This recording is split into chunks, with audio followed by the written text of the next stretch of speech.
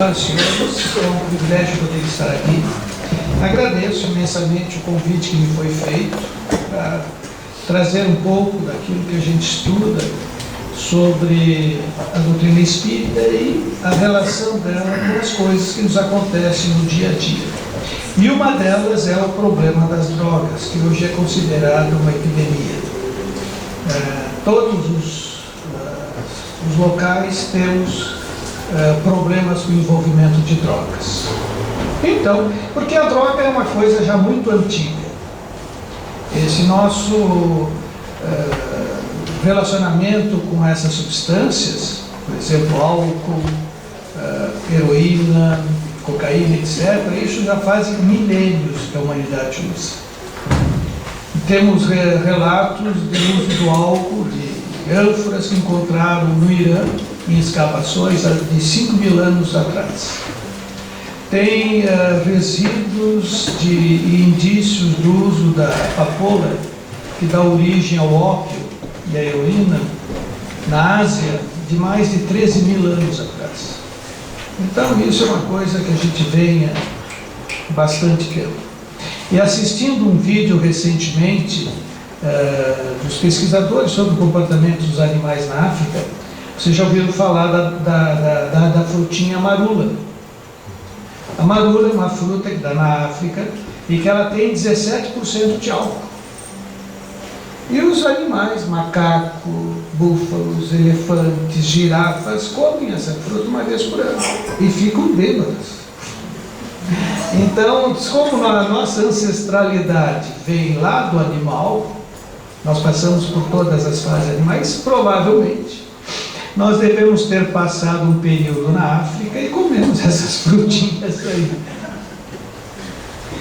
Então, o que acontece com relação às drogas? Vamos sintetizar um pouco para não demorar muito. O pesquisador Ribeiro publicou esse trabalho na British Journal Brasileira de Psiquiatria, consumo de substâncias psicoativas em Juiz de Fora. E o que ele constatou? Que a literatura, e dentro dessa pesquisa, aponta que o primeiro contato com a droga geralmente acontece na adolescência. Então as coisas não vêm só no adulto, em geral começa na adolescência. E nós também. Nós começamos a experimentar cigarro na adolescência, na minha época. Nós começamos a experimentar bebida alcoólica na adolescência. Então, não somos diferentes. Uma vez que é um período marcado por muitas e profundas mudanças, tanto físicas como psíquicas, que tornam então o adolescente mais vulnerável. Ele quer experimentar tudo, ele acha que tem direito de experimentar tudo, e a gente foi assim. A gente achava que tinha que experimentar tudo. Queria ser adulto louco, né? Essas velhas tendências que a gente tinha. Esse advogado, Pete Hauer, habilitado em ciências penais, especialista em dependência química da Unifesp, publicou esse artigo com 11 motivos de uso de drogas por adolescentes. O primeiro deles, o tédio. Então, uma das razões mais comuns para o adolescente começar a experimentar álcool e drogas é quando ele se sente entediado e não tem outros interesses mais profundos. Então eles veem nas drogas e no álcool um passatempo a ser explorado. Descobrir o mundo, ver o que as pessoas tanto falam a respeito. Né? Então, o que deve se fazer os pais com relação ao adolescente?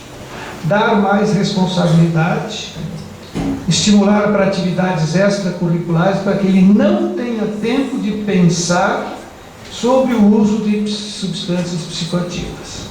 Faz ele se ocupar. Adolescente que fica em celular, que fica só em computador e que não fica fazendo nada, está se comunicando com outros. E nessas comunicações ele pode estar sendo informado de coisas que ele não precisa ainda saber. E muitas vezes até por esses meios de comunicações que se programam sequestros de adolescentes. Segundo, uma experiência de imigração. Muitos adolescentes são tímidos, eu era tímido também, e tem dificuldades para fazer amigos.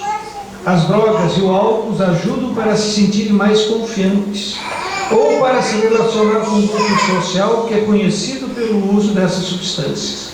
Portanto, qual deve ser a conduta dos pais? Incentivar seus filhos a frequentar clubes, esportes, a fim de que eles façam amizades mais saudáveis. Me lembro que quando eu era adolescente, isso aqui eu confirmo porque tínhamos nossas reuniões dançantes daquela época, e naquela época, para a gente tirar a menina para dançar, tinha que ter coragem, porque o nosso medo era receber um não, né? Ela vai me dizer não, e daí o que eu faço? Eu tenho que ir e tal. E aí? O que tu fazia antes? Tomava alguma coisa.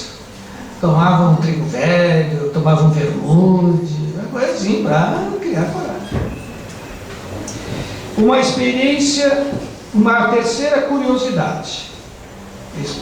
Muitos se deixam levar pela curiosidade, que é uma parte da vida natural do adolescente. Tem curiosidade por tudo. Então eles começam a experimentar porque são curiosos e querem saber o que a pessoa sente, porque vê o adulto usar, vê o adulto beber, vê a mídia falar. Afinal, o que a pessoa sente? Ele tem curiosidade. E além do mais, um detalhe, isso aqui, eles têm a ilusão de que são invencíveis. A gente acha que é super poderoso e que nada de mal vai nos acontecer. E isso então faz com que a gente tente isso. Então a orientação é educar seu filho sobre as repercussões do uso e abuso das drogas e do álcool sobre o corpo. As consequências no futuro, cirrose, acidentes, problemas de pulmão, infecções, assim por diante. E que eles podem ter uma vida saudável sem fazer essas experiências, que é muito mais saudável para eles. As minhas filhas, pelo menos, elas não tiveram essas tendências, mas eu tinha. Então isso não é transmissão de pai para filho via genética. Quarta, depressão. Alguns adolescentes se voltam para as drogas e para o álcool como uma forma de escapismo. Eles são tristes, são deprimidos, não têm perspectivas, muitos não têm fé, principalmente aqueles que não foram criados para ter uma religião.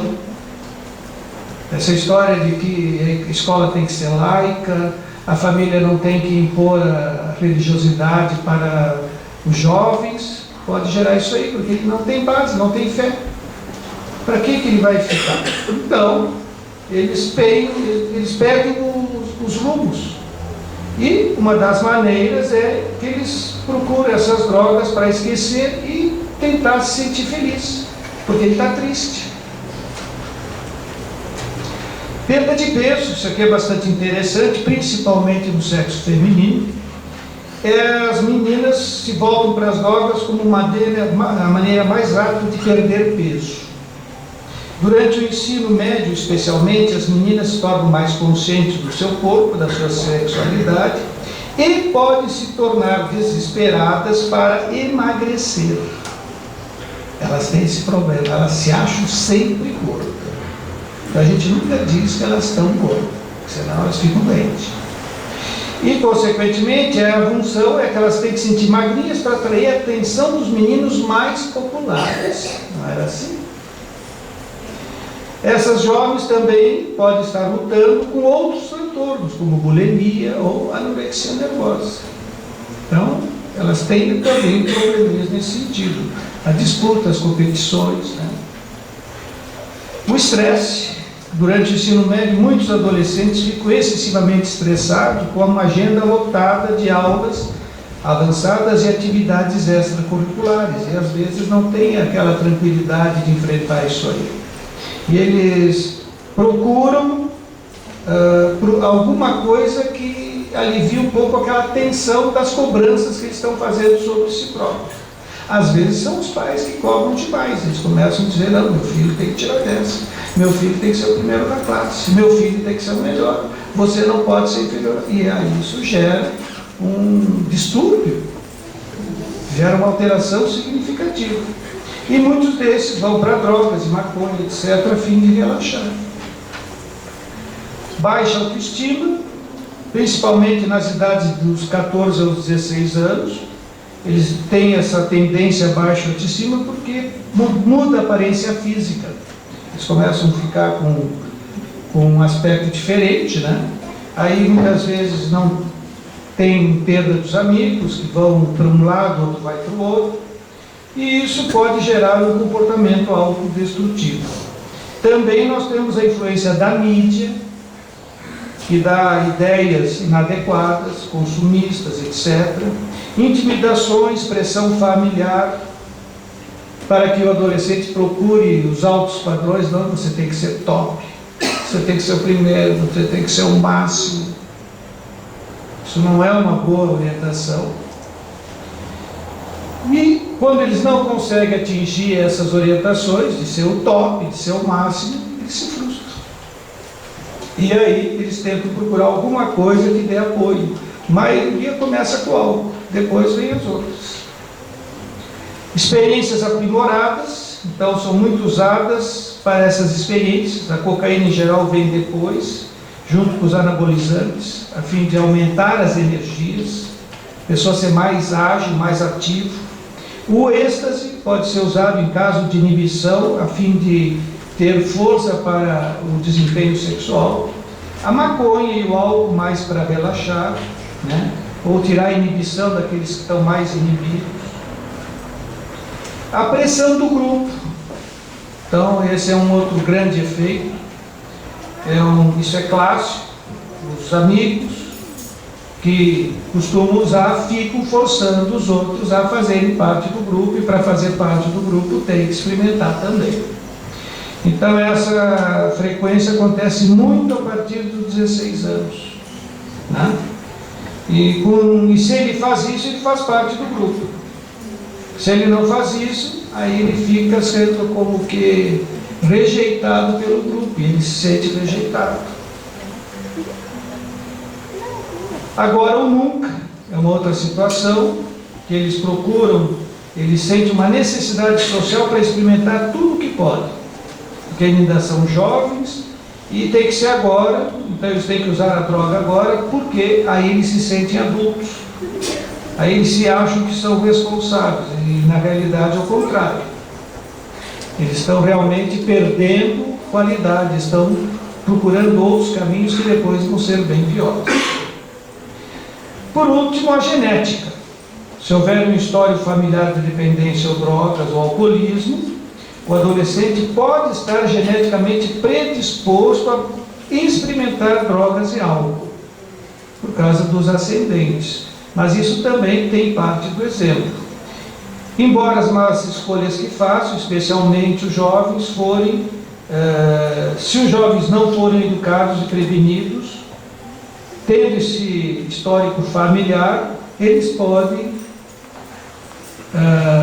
não conseguir se controlar. E acabam depois se tornando alcoolistas, usadores de maconha, etc., cola de sapateiro e tudo mais. Esse médico Sérgio Castillo, diretor terapêutico da clínica Grand House, ele é psicoterapeuta pós-graduado em dependência química e saúde pública pela Unifesp. O que ele diz? Mau exemplo de casa. É um dos mais também frequentes motivos. Se o pai ou a mãe bebem ou fazem uso de substâncias químicas, e isto fica evidente para a criança, é muito comum acontecer que ela vá fazer isso depois quando for adolescente. Muitas vezes até os pais e as mães podem pedir para que os filhos vão comprar a droga, ou vão comprar o cigarro, ou vão comprar a bebida alcoólica para que eles usem. Outras vezes é o próprio pai e a mãe que oferecem para o filho experimentar. Então a tendência da criança e do adolescente repetir esses modelos de casa, ao qual ele está exposto, fatalmente vai levar que no futuro ele se torne um consumidor. Então, o exemplo de casa é bastante fundamental. Os pais têm uma responsabilidade muito grande com isso. Eu me lembro, quando eu era pequeno, meu pai me pedia para eu comprar cigarro para ele. Eu acho que devia ter 7, 8, 9 anos. Naquela época, atravessar a rua a gente não precisava de ninguém. Eu ia ali numa cafeteria em frente da minha casa e comprava cigarro. E via fumar e tal, aquela expressão. Dali, quando eu fiquei um pouquinho maior, acho lá por 10, 11 anos, eu resolvi experimentar. Quero ver como é que essa história quase morri, né? Tosse, mal-estar, aquela coisa toda, mas a gente tem que experimentar. Então, o Sérgio, ele dá as seguintes orientações, são 10 orientações. Os pais precisam ajudar os filhos a superar suas dificuldades, dando-lhes seguranças através do afeto e participar da vida do filho, não deixar eles atirados. A criança e o jovem devem se sentir amado, apesar dos seus defeitos e dificuldades. Não é exigir demais da criança, não é que ele seja como a gente quer que ele seja, mas faça com carinho, que ele sinta que você é amado por ele. Direciona os jovens ao esporte, atividade física, atividade artística. É uma boa saída, já que proporcionam sensações saudáveis de prazer. O prazer não é só a alimentação, só o sexo, só a droga, só o álcool. O prazer de fazer uma coisa, da pessoa se realizar numa atividade, numa criação, por exemplo, artística, ou o prazer de vencer uma partida de futebol, de fazer um gol. Não dá prazer? Dá. Isso ativa as zonas de recompensa. E a droga faz com que a pessoa se fixe nela pela ativação das zonas de recompensa. E a gente se fixa no doce, no chocolate, por quê? Porque ativa a zona de recompensa. Então não é só droga, tem muitas coisas que a gente pode usar. Deve-se dar à criança a possibilidade de aprender a ser independente no momento adequado, mas também com responsabilidade. A criança tem que entender que ela é responsável pelas coisas que faz, pelas coisas que diz. Que não é bem assim, eu fiz, quebrei. Não. Tem que entender que é responsável, que ela pode consertar, que ela pode reparar, que ela pode mudar, né? E não forçar demais além daquilo que ela é capaz. Os pais devem ser tão firmes e consistentes quanto possível, de forma a evitar na criança a confusão e o aparecimento de atitudes contraditórias. A mãe diz uma coisa, o pai diz outra. O pai diz uma coisa, a mãe diz outra. Isso é uma família ambígua. A criança nunca sabe onde é que está o correto. Ela vai naquilo que... mas a mãe disse isso. Não, mas o pai deixou. Não, mas...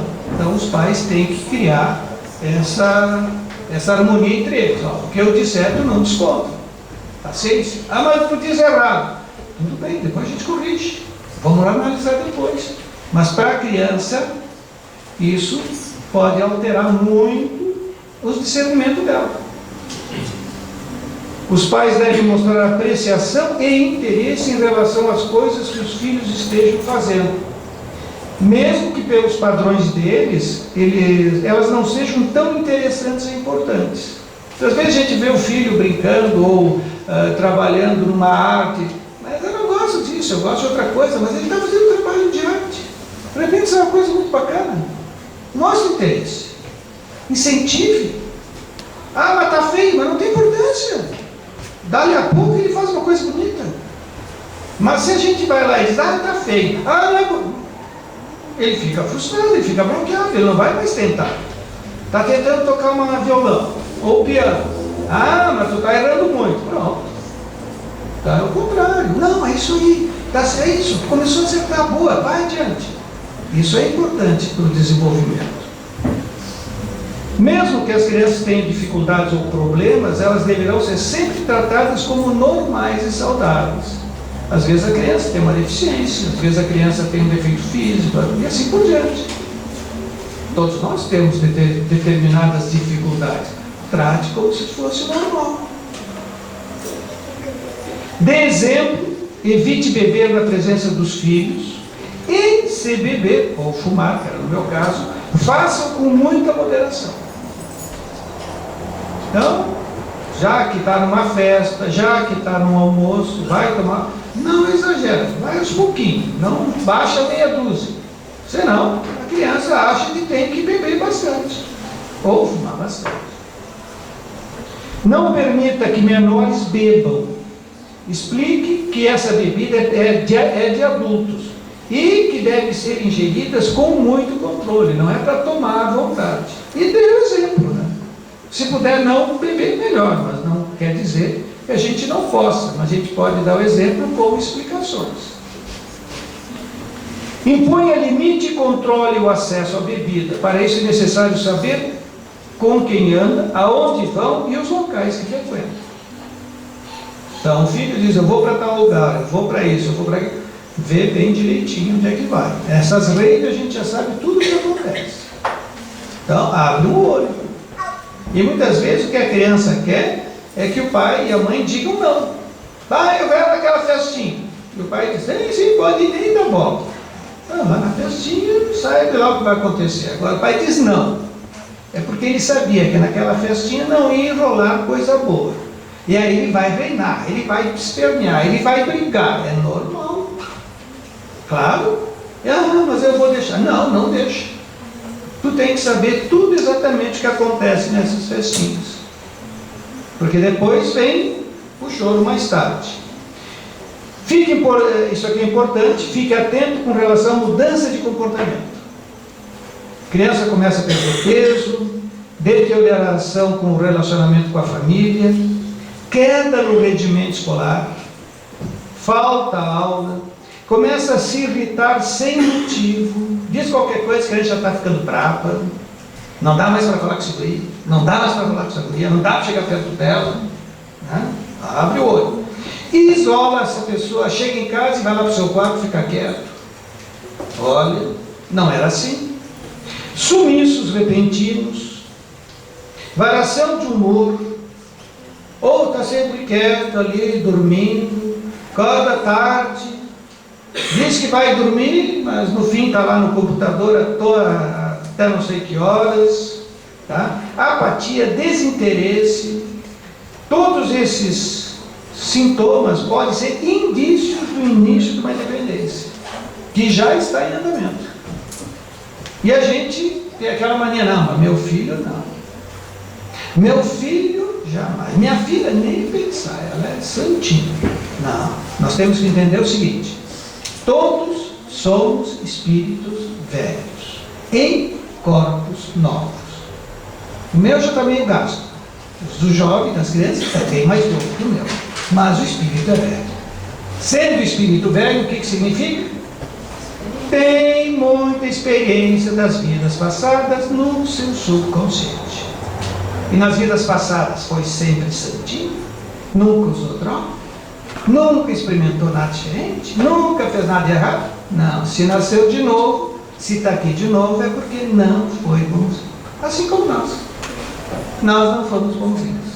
E essa é a nossa melhor encarnação. Se você realmente detectar que teu filho anda consumindo álcool ou drogas, não perca tempo. Duvidou, achou, pensou, não perde mais tempo. Não deixe o problema se agravar. Não tente botar panos quentes. Não tente fazer aquela conversinha e daí, você parou, você está usando? Você parou? Sim, eu parei. Não, não existe parou. Não, mas meu filho agora, minha filha disse que não vai mais usar. Não existe isso. O que tem que fazer? Procure ajuda imediatamente com especialistas. Grupos de ajuda, clínicas especializadas. Não fique acreditando que a criança parou porque o drogado é um grande mentiroso. O drogado dificilmente vai falar a verdade. E ele nunca vai dizer a verdade. Então a gente tem que estar antenado para isso. Ele vai mentir até o fim. Aqui tem o exemplo da Edith. Sentia que era mais divertida quando estava bêbada, na juventude. Após eu ter começado a beber, me ofereceram maconha. Experimentou maconha. Mais tarde, quando estava fumando na casa de um amigo, apareceu a cocaína. experimentou a cocaína. E aí, tirando cocaína, a cocaína tornou-se um hábito diário. Roubava dinheiro diariamente do negócio dos pais, dos avós, para sustentar os hábitos de álcool, cocaína, maconha e LSD. Daí ofereceu Oxycontin e começou a usar Oxycontin regularmente. Aí percebi que estava viciado. Não tinha percebido antes, mas já estava há muito tempo. Precisava de algo mais forte, partir para heroína. Nada me impedia de ficar baratinado. O meu vício estava me vencendo. Sempre que eu tentava me livrar dele, a fissura física me forçava a usar mais. É o craving. É a angústia de não estar usando droga. Começou a usar droga, fica um tempo sem usar, fica alucinado. Eu me lembro quando eu fumava, quando eu ficava horas sem fumar, eu ficava muito irritado. Parei de fumar em 99, mas por muitos anos eu fiz isso. Mas a gente chega um pouco, realmente. Né? E aí, quais são as consequências? Mortalidade, a mais grave. Diariamente, inúmeras pessoas desencarnam devido ao uso de drogas, álcool, etc., por superdosagem, overdose, acidentes, trabalho, acidente de trânsito, já teve vários casos de acidente de trabalho por causa disso, roubos, assassinato, homicídio pela polícia ou pelos traficantes, doenças contagiosas, AIDS, sífilis está dando bastante, tuberculose está dando bastante, e mais tarde câncer, porque as drogas têm uma série de produtos cancerígenos no meio, e isso gera ao longo dos anos desenvolvimento de cânceres. O usuário de crack corre o risco de morrer 8 vezes maior que a população geral. 8 vezes maior que a população geral. Cerca de 18% dos pacientes que usam crack ou drogas morrem após 5 anos. Destes, 60 morrem assassinados. 60% morrem assassinados. 10% morrem de overdose. 30% em decorrência da AIDS. 30% em decorrência da AIDS. Vida média para essas pessoas, 27 anos. Então elas vão durar até os 27, 30, 31, entendeu? Ou vão morrer antes. Então a pessoa não vai chegar aos 60, não vai chegar aos 40, não vai chegar. Não vai ser avó, não vai ter família, não vai ter filhos. Mas os que não morrem também não ficam bem, não. Tem as sequelas. Diariamente, pelo mesmo motivo, inúmeras pessoas se tornam inválidas por causa de acidentes, pelas drogas, às vezes pelo coma, sequeladas, deficientes físicas e mentais. Sabe-se hoje que essas pessoas que usam cocaína e crack e maconha por muito tempo perdem capacidade de raciocínio e desenvolver trabalhos intelectuais. Eles poderão fazer trabalhos manuais, repetitivos, mas intelectuais eles viram como que meio zumbis. Muitos não têm nem capacidade de trabalhar e outros não têm nem capacidade de cuidar das necessidades básicas. Eles ficam com sequelas que não conseguem nem tomar banho, nem se lavar, nem ir para o banheiro, nem fazer comida, nada. Estudos demonstram que se perde anualmente mais de 30 bilhões de dólares em produtividade. 30 bilhões. Não é com os traficantes, não. É capaz da pessoa produzir algo de bom. Indústria, comércio, etc. O usuário, então, de drogas, de álcool, de fumo, ele é um doente do corpo e do espírito. Então, a coisa nunca está só no corpo. Do corpo, porque essas substâncias criam uma dependência física a nível cerebral. Nós temos receptores nos cérebros que, com o uso frequente dessas substâncias, os neurônios necessitam da presença dessas substâncias para poderem funcionar melhor. Então, as células nervosas passam a necessitar a presença dessas substâncias para poderem continuar o seu metabolismo. Senão, vem os tremores, vem alucinações, vem ataques, vem crises epiléticas, etc.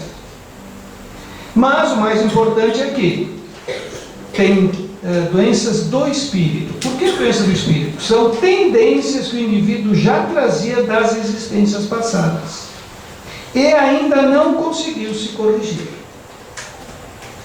Então, nesses milênios, digamos assim, 13 milênios em que a humanidade usa produtos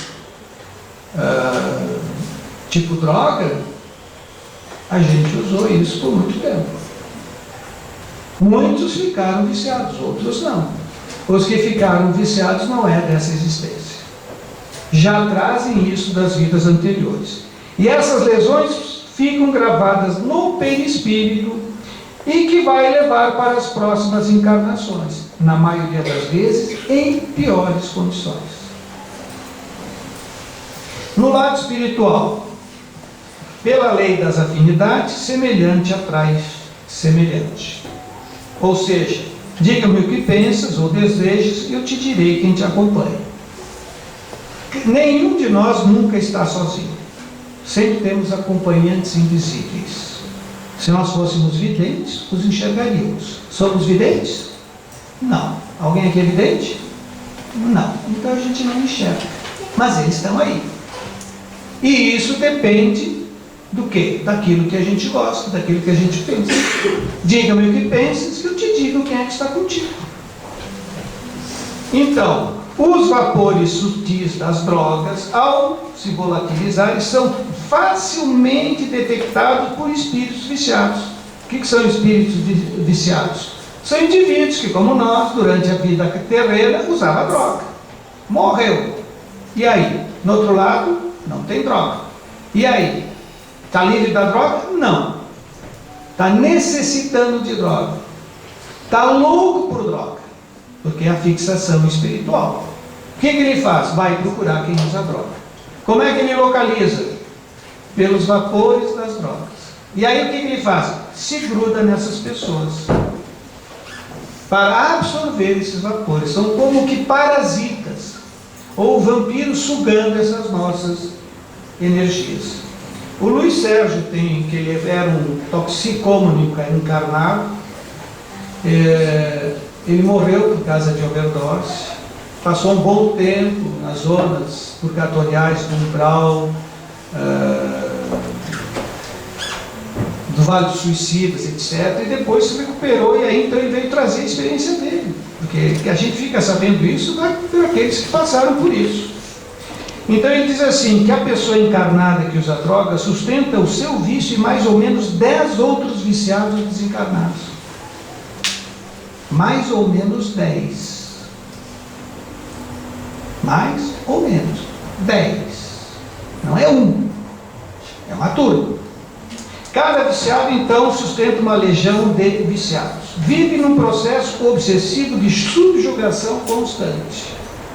Então, esse aqui é um outro detalhe. É um processo obsessivo, sim, de subjugação, que é um dos piores que tem. Porque está sempre com essas entidades tomando conta dele.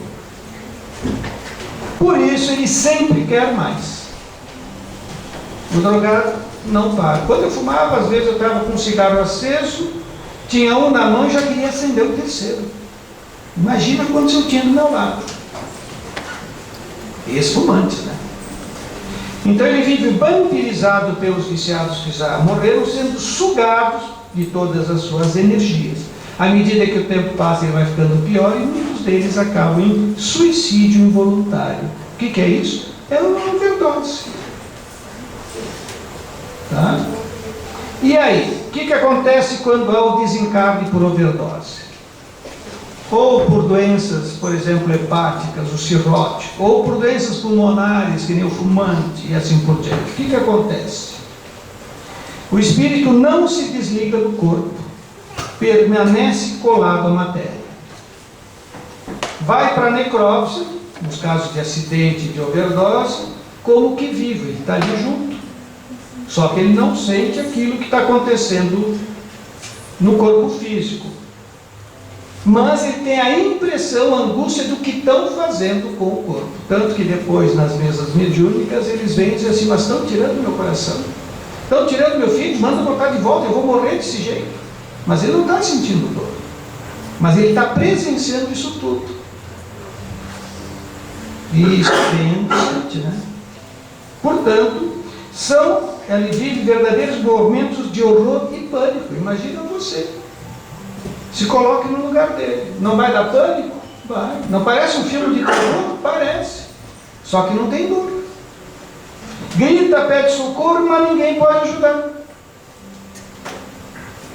Seu espírito depois vai ser levado pelas entidades malévolas para as instituições trevosas, onde passa a ser escravizado e torturado pelos chefões. Aí ele vira um joguete das entidades maldosas.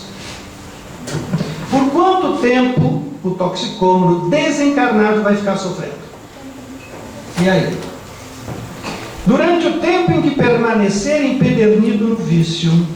Contudo, conforme já dissemos, ao menor sinal de arrependimento sincero, o primeiro pensamento de prece a Deus, significando o desejo de se corrigir, recomeçar um novo caminho, uma nova vida, de reto proceder, a ajuda divina se lhe apresentará de imediato, na forma de espíritos dedicados à tarefa de socorro.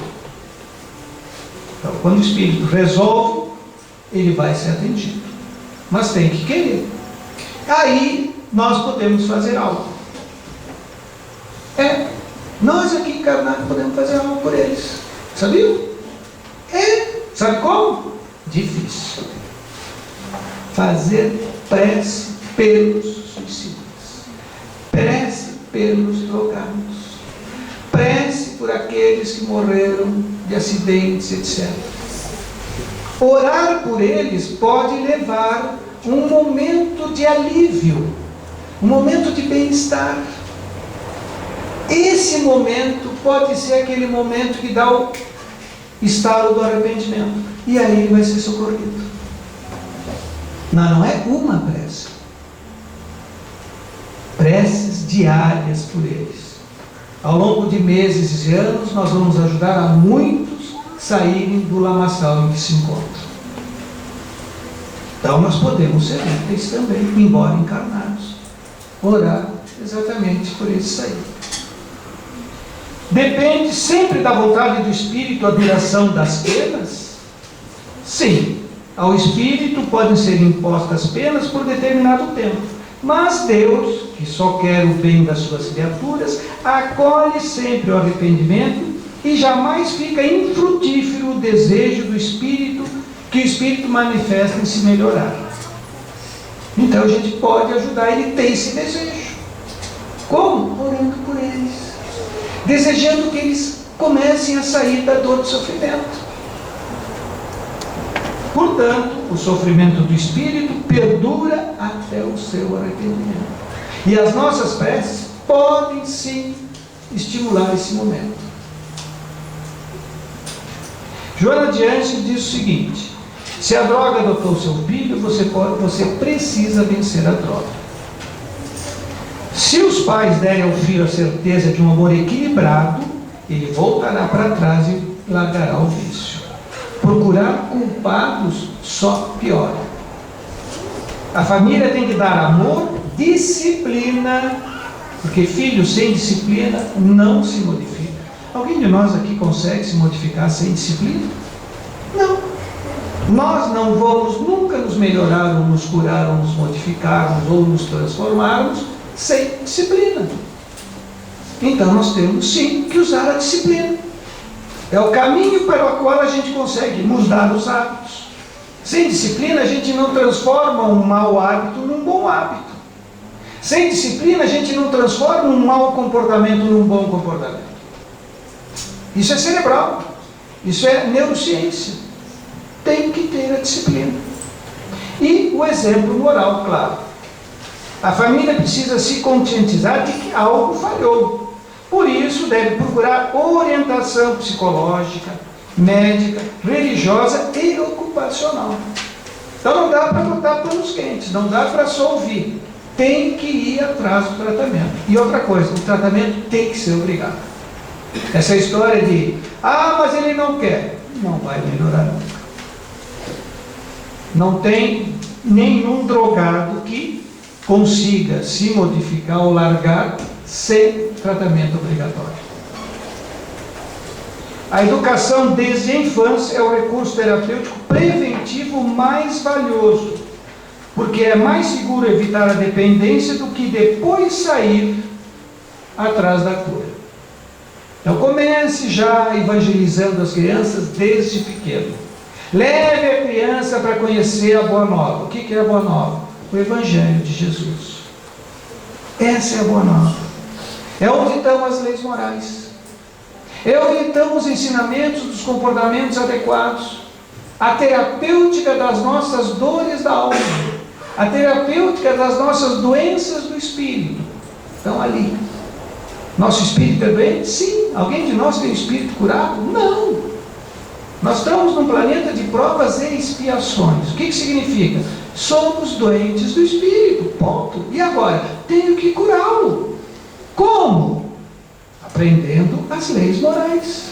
E o que as leis morais me ensinam? Que eu tenho que desenvolver as qualidades nobres.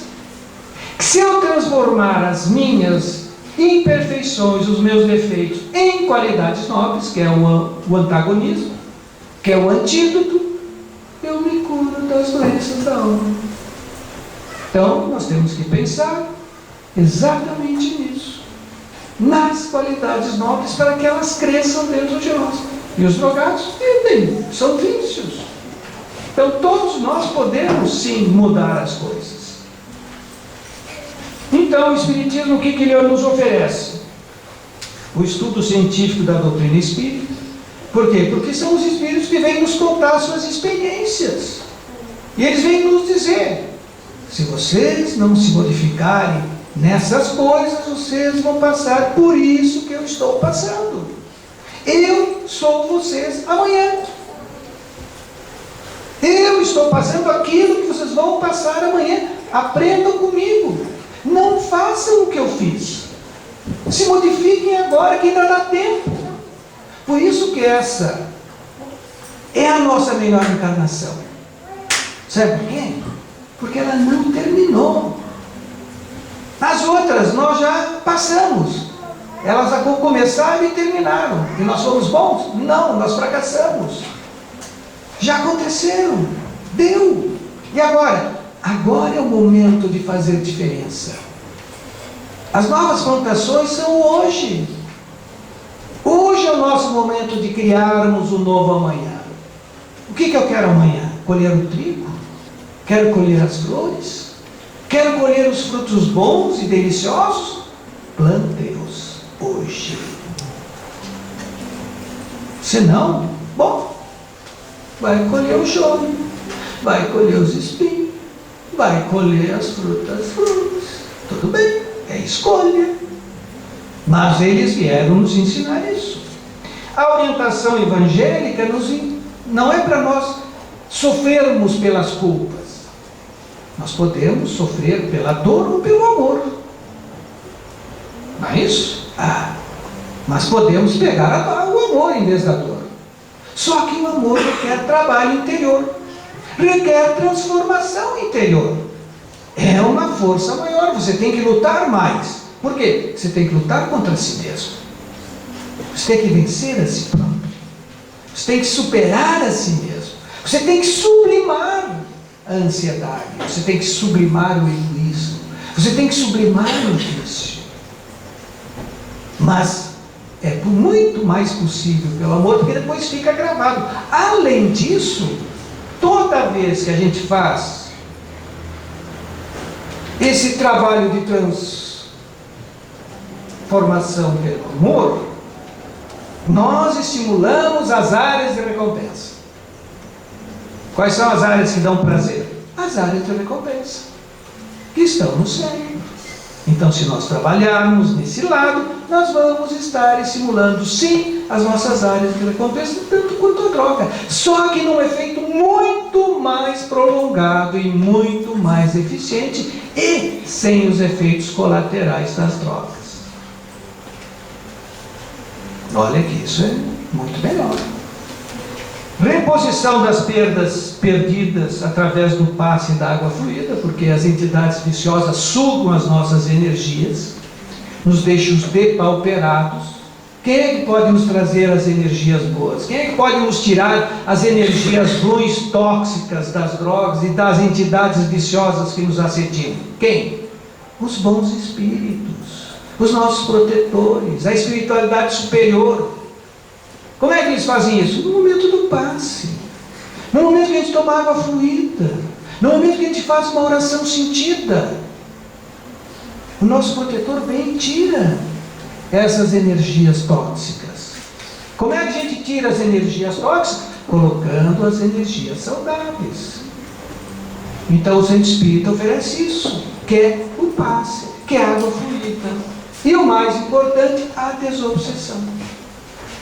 Por quê? Porque esses espíritos estavam acompanhados por uma legião de desencarnados.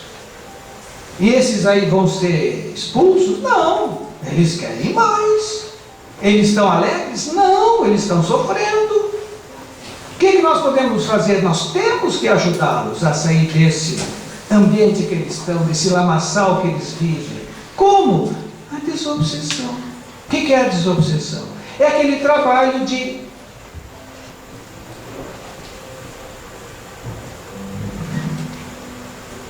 envolvimento amoroso por parte das entidades superiores que trabalham e dirigem o centro espírita a fim